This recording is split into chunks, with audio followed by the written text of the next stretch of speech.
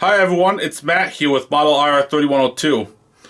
It's been almost 3 years now since I last did a video featuring this layout or myself, and it's been almost 3.5 years since I last did a product review. Well, guess what? Today is your lucky day, because I just got a package in the mail from Lombard Hobbies today, a brand new pre-order that just came out to the market, a locomotive that was just announced a little over 2 years ago now by a brand new HO scale manufacturer. And I got 2 locomotives to review, and they are the Aurora Miniatures GMD SD60F locomotives in HO scale. So Aurora Miniatures is a brand new HO scale manufacturer in the North American region. And their very first locomotive is the GMD SD60F locomotive that was announced in fall of 2020.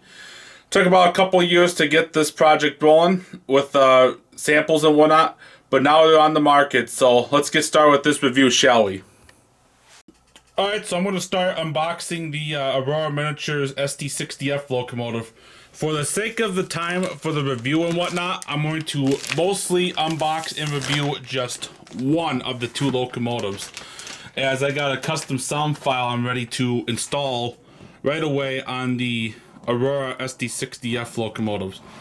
So Aurora Miniatures offers these locomotives in 12 different paint schemes, and they are 12 different road numbers in Canadian National, the only buyer of the of this locomotive. And the locomotive retails for $209.99 in the United States, DCC Ready, and $299.99 for the DCC and ESC Loksound 5 equipped version. I got the ESC Loksound 5 equipped version both from Lombard Hobbies, and they totaled $269.99 for the DCC and sound models through Lombard Hobbies. And the DCC Ready versions are going for $184.99 through Lombard. And if you ever owned a Atlas or Bowser or a newer Intermountain locomotive, this packaging looks pretty similar in terms of how it's packaged and trying to unscrew the locomotive from the fuel tank. I should be able just to lift this off now. And there you got the Aurora Miniatures SD60F. Alright, so before I move on to showing off the details and whatnot, I did forget to mention while doing the unboxing that Aurora does include a set of decals that you can apply to your SD60Fs if need be, as well as the GMD SD60F instruction manual. And it's a few pages showing important notes, prototype information, model information, how to remove the shell, which includes opening up the dynamic brake catch and whatnot, as well as unpacking accessories and DCC and sound equipped information, which I'll be going over in just a few minutes. I also, while off camera, weighed the locomotive for how the weight was, and it comes in at 21.6 ounces or 1 pound 5.6 ounces.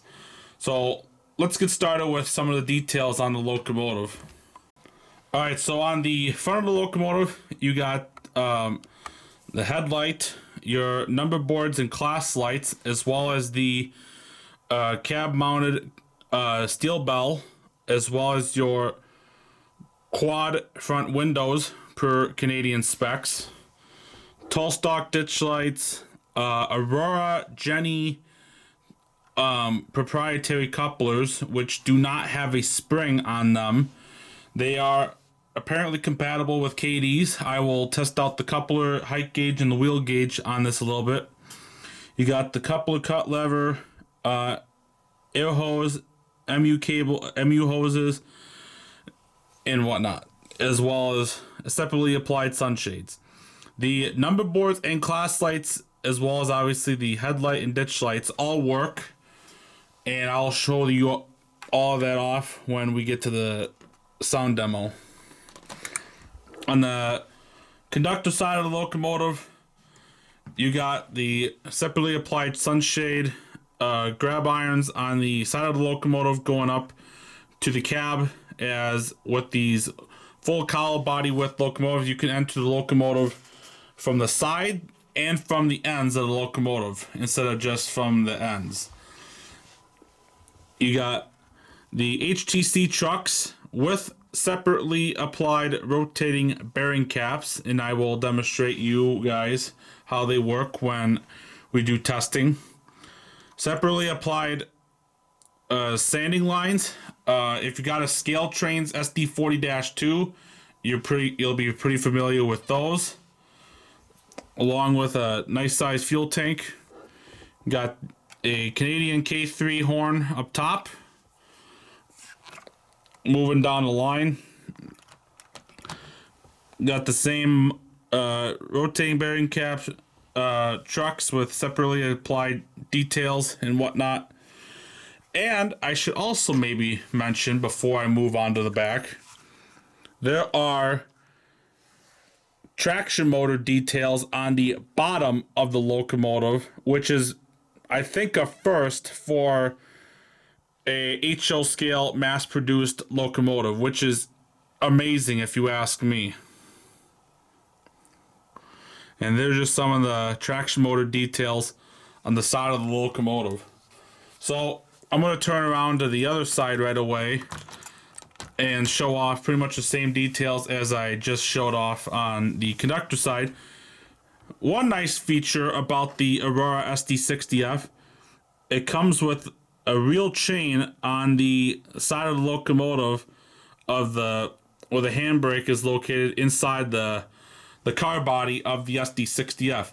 Because a lot of locomotives that do not have the car body like shell, the handbrake is usually on the outside of the locomotive, and with newer locomotives from the SD60s onwards, they're the wheel brake wise, as opposed to a lot of the older locomotives, they come with the ratchet type handbrake.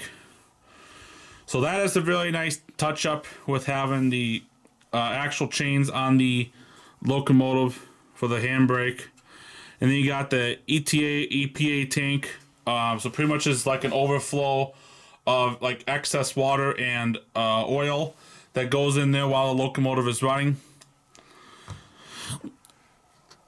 More of the fuel tank and the front of the trucks, or the engineer side truck, as we got the sunshade, side mirrors, which I forgot to accidentally pop that out of place. I'll fix that later. And then the side step and the railings going up to the side of the engineer side of the locomotive. As we approach the back side, got a single vertical headlight on the rear of the SD60F, prototypical for those. Got a MU receptacle right there. Got the coupler cut lever. Again, the Aurora Jenny proprietary couplers. These are supposedly compatible with Katie's. And then you got spare knuckles on the back, as well as your MU hoses and air hoses. And as you look at the top of the locomotive, there isn't much to show on this. This is plain Jane as it can get. But you got Sinclair antenna, dynamic brake hatch and fan right there. Got the horn, the exhaust, the turbocharger exhaust, and then you got the radiator section back here. And one thing to note, these radiators, the radiator fans back here, are supposed to work with this locomotive, and I'm excited to test it out when I apply track power in a few minutes. So that's pretty much it for the details of the locomotive. Now it's on to testing out the coupler height and the wheel gauge. Alright, so I'm going to test out the wheel gauge on the SD60F locomotives first, then the coupler height.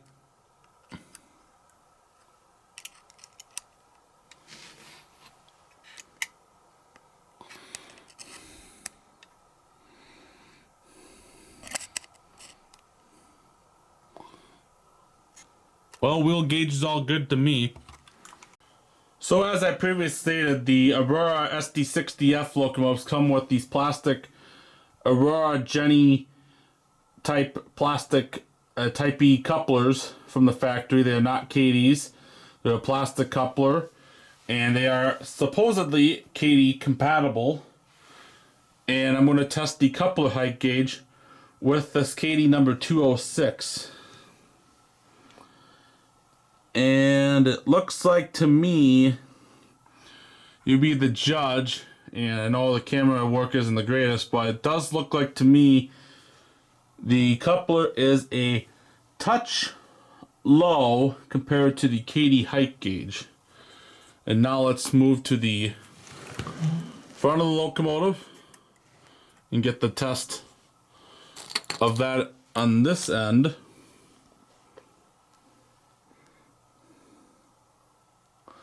And it's also looking like it's a tad low on this end. So the coupler are a little low according to the KD height gauge, but the wheels are all intact. So let's get to the nitty gritty and start on the sound decoder and performance wise. Alright, so I got track power on already, and already lit up from the decoder, or for the lighting wise, is the walkway light, the step lights, and the ground lights. The ground lights are on. You can't really tell in the video or in person. They're pretty dim from the factory. So if you got a loc programmer, that should be adjustable to turn the brightness on that. But there are step lights there, and on each end of the locomotive, and on each side of the locomotive. So on the other side of the front is one, and then so is the rear. There is a ground light underneath. You probably can't see from this angle. It's pretty dim. I had to even turn it upside down just to make sure that they're there, but they are there. And then there is a walkway light. I don't know if you'll be able to see, but just on the other side of the door, there is a walkway light that is lit with track power on. So we got that. To start up the locomotive, you hit function 8 with for the ESU Loksound 5 equipped versions.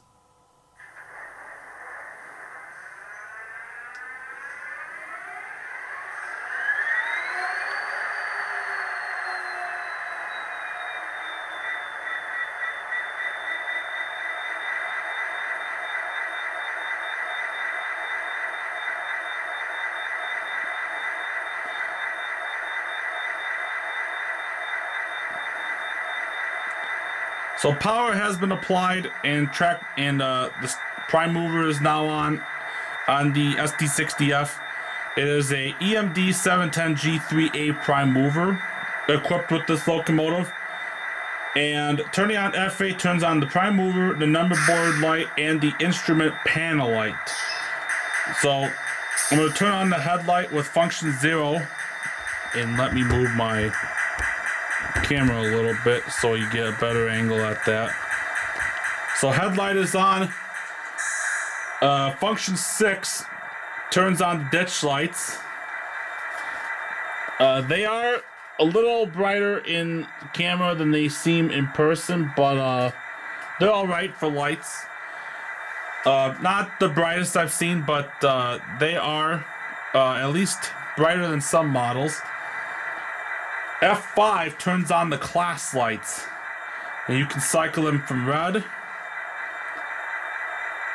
off, and then green, and off, and then the white, and then off.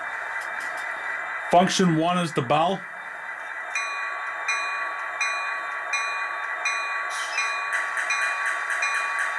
Function 2 is the horn.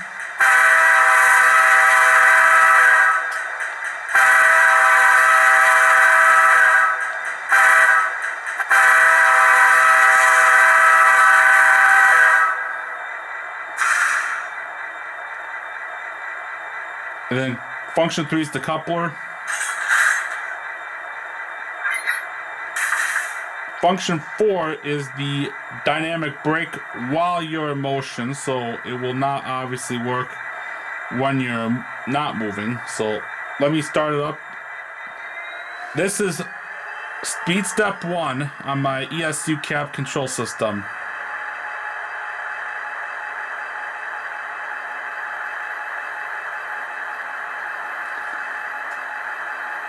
As you can see, it is barely crawling, but it is moving. I'm going to activate the dynamic brakes.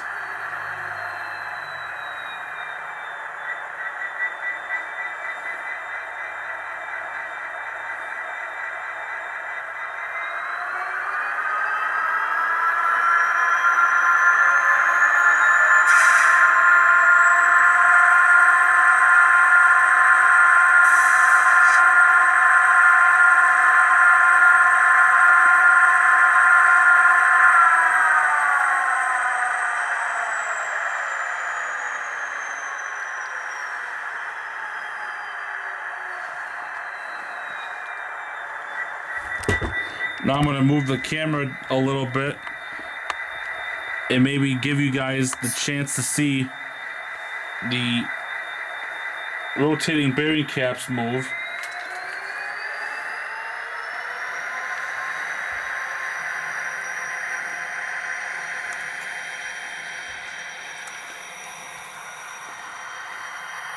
I'm going to turn on my light just to give you guys a better look.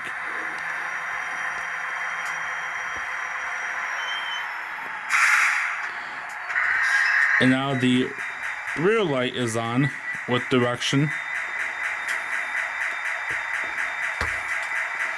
And let's just see if the walkway light on the rear also works. I think it does.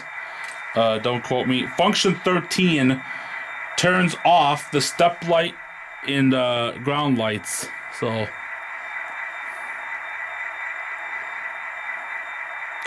So the walkway light only works on the front, which is all right. And now to move this thing in reverse.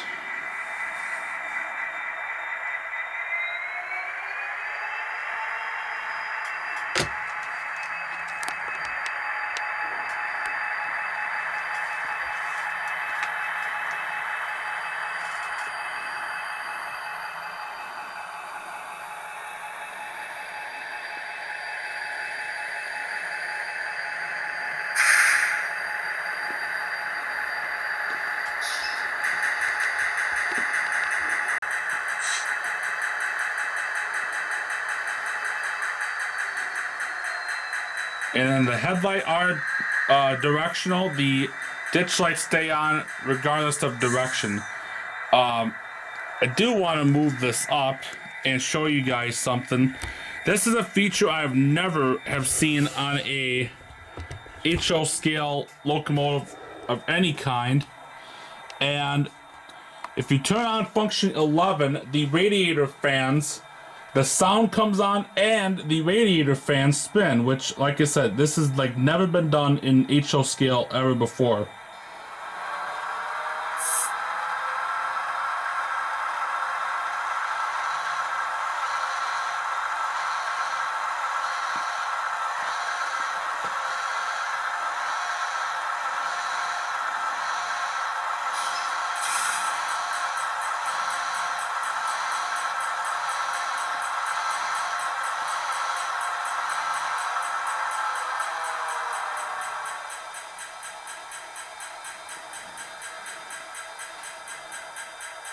So yeah, that's all can be done with functional 11 with the radiator. Like I said, this is pretty impressive to see a model railroad manufacturer get working radiator fans ever. And another cool thing about the Aurora miniature locomotives is they all have keep alives or power packs equipped in these locomotives. So if you come over dirty track or a bad piece of track that doesn't have any power on, all you gotta do, it'll keep it alive over that piece of dead track. So power's up.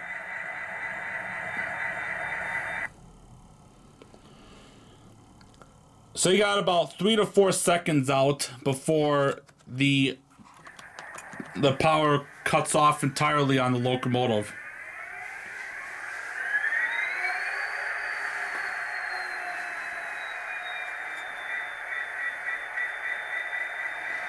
And then another thing, function 22 controls the cab light and the cab door, or the sound of the cab door.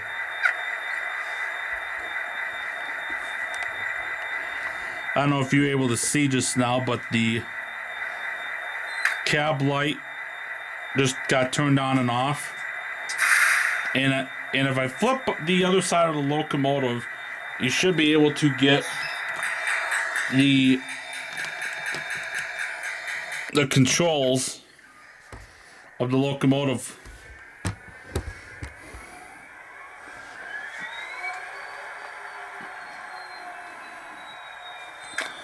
So no, function 22 is off. Those are gauge lights that are lit up inside the locomotive. Those come on with function 8. Function 8 is off now, and those lights go off, as well as the number boards. As soon as I turn them back on with the prime mover, they come right back on. And I think Aurora is one of the very first, if not the very first, manufacturer to come with working gauge lights inside of a locomotive. I know of guys that have done step lights, ground lights, gauge lights, etc. on their personal models, but never from the factory like this. This is absolutely impressive. I also said that there's working step lights on each end of the locomotive. So not just the front on both the conductor and the engineer side, but on the back as well. And like I said, there are working ground lights, and you can see that little light up above. That's where the ground light is. It's pretty dim, but like I said, they are there. So that pretty much wraps up the sound edition of the SD60F. I'm going to turn off the prime mover again so you guys hear that.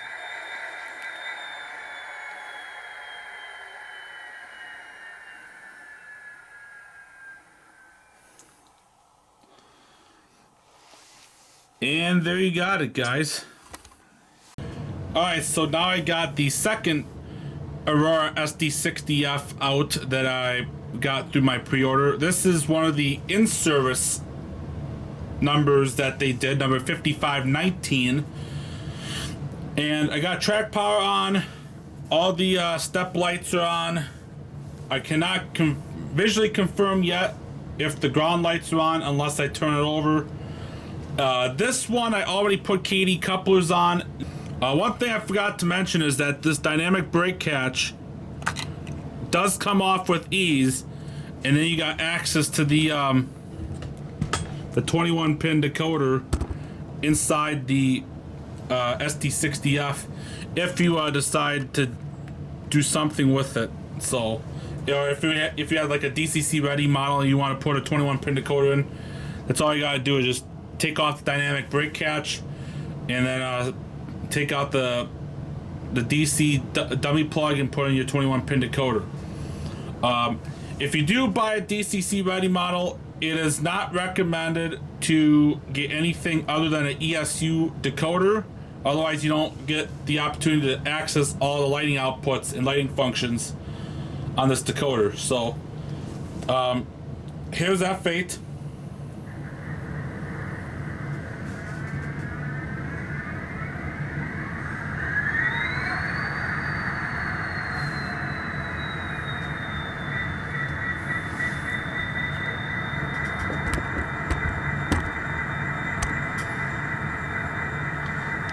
F8 is on, number boards are on, the gauge lights are indeed on.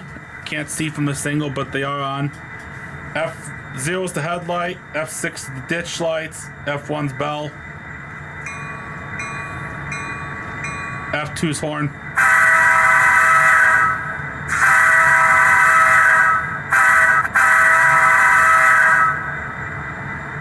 F5 is the class lights. Then F13 turns off the step light and ground lights. Turn them off, the function off, turns them back on. Function 22 turns on the cab light and the cab door sound comes on. F12 is the dimmer. I did forget to mention that earlier.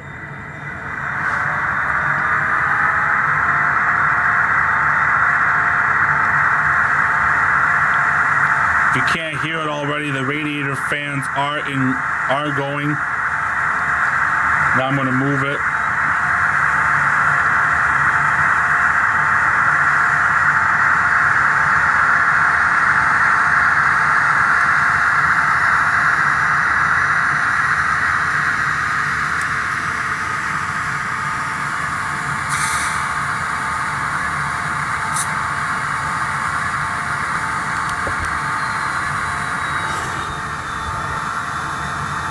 As you can see, the radiator fans are going, so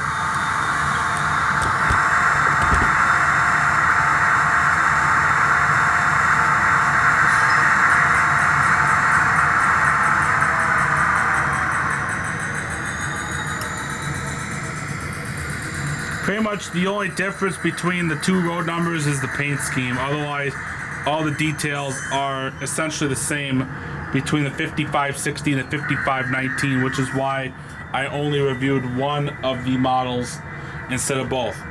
The only thing that was detached from the model when I got the 5519 out of the package was this engineer's side mirror. This was the same side mirror that was partially detached on my 5560 model. So if you get one of these models, just pay attention. Those side mirrors are pretty easy to get loose and or go missing. So that's all I really got for this review. So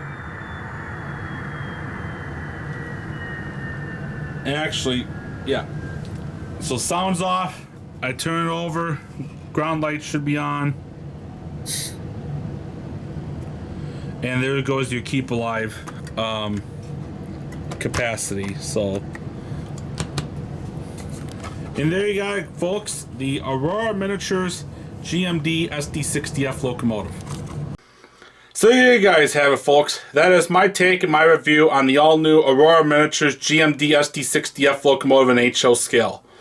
For this being their very first locomotive in the North American market, it's an absolute astonishing model. Having all those lighting outputs paired with the ESU Loksound 5 decoder.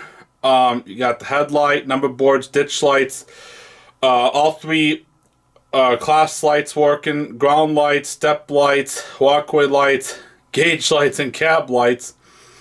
Yeah, that's a lot of outputs for one locomotive, and for that all to be working on a mass-produced locomotive as well as working radiator fans. And on top of that, you got awesome details, especially like the traction motor detail, the radiator fans, and so much more. It's a very good locomotive. Obviously, it wasn't 100% perfect, but I mean, you can't really expect that from every single model that you get. But again, I paid $270 for a sound unit equipped through Lombard Hobbies. There are several Canadian and United States dealers that have Aurora miniature products in stock, so go check them out. Other than that, it's a very good model, and I think Aurora definitely has a good future to hold on. So thanks for watching, and we'll see you next time. Bye-bye.